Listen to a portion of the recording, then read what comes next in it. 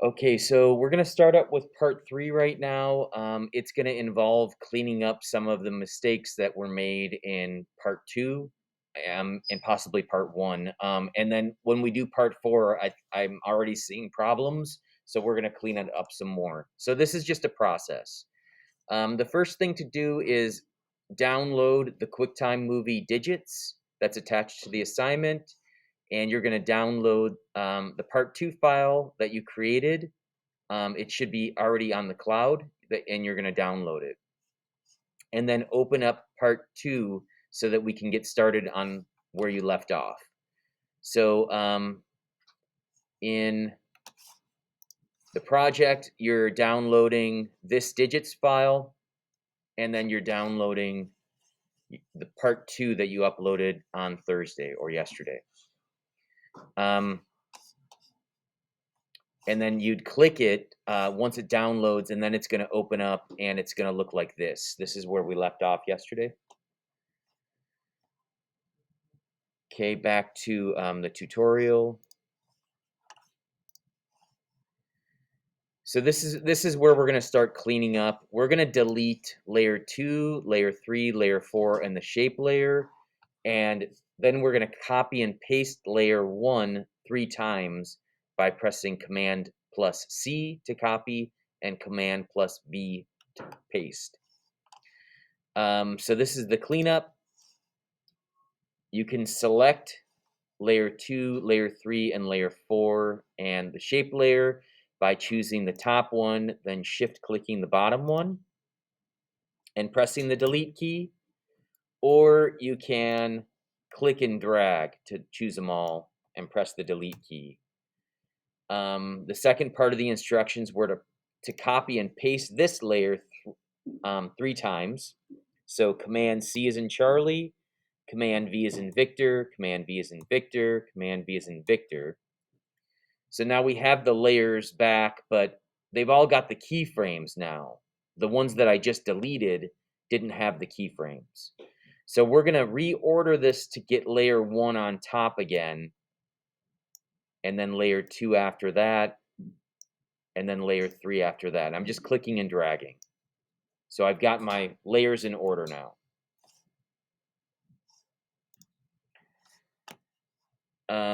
We're going to select all the text layers by shift-clicking on each of them, or clicking and dragging. Then press the U key to show all the keyframes.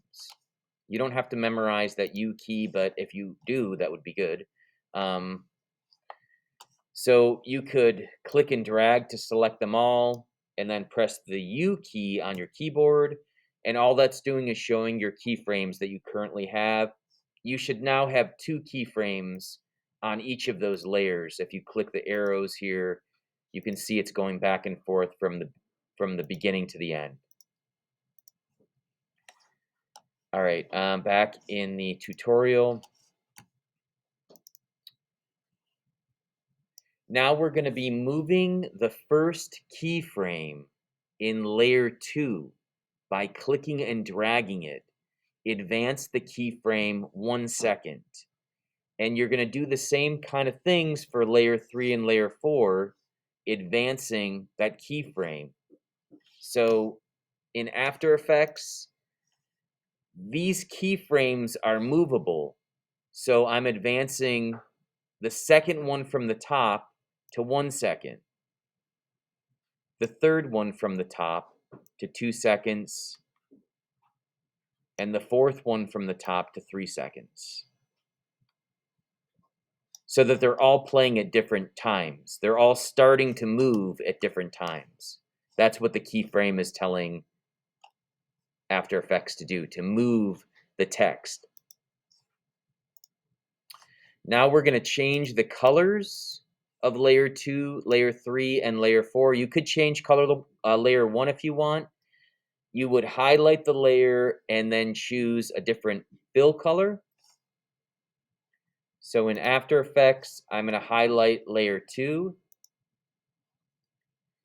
I would go to the character panel over here and click on this top box. If you don't see the character panel, go to Window, and choose the character panel, and then it's going to show up.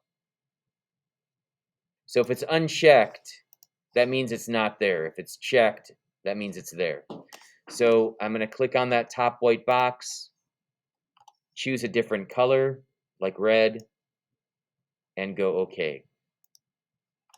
Go to the third layer, click on the text color box, choose a different color, and choose OK. Oops. OK. And the fourth layer, click on the top box and choose a different color. And OK. So if I advance my indicator further along in the timeline, I can see that the other layers behind the front layer are now showing their colors. And that's what you're trying to do. So if I go back home, if I click the home key and I press the play button or the space bar, they're all moving at different speeds. Or not different speeds, they're starting at different times. And then the last thing, we're going to add the digits movie to play underneath the text by clicking and dragging it from the project panel into the timeline. So this is the project panel up here. It says project panel. And this, as you know, is the timeline. So you're clicking and dragging it underneath the text. So you'll see it now, but you can see that the digits layer is shorter.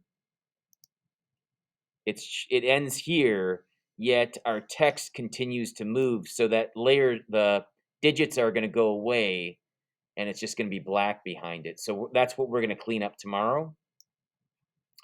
At this point, you should save it. You could go File, Save As again. Make sure that you see the name of it so you know that you're saving the right file and you know it's going to download. Click Save, and you could replace it and get that turn that in. And that's the end of part 3, and we'll work on part 4 on Monday.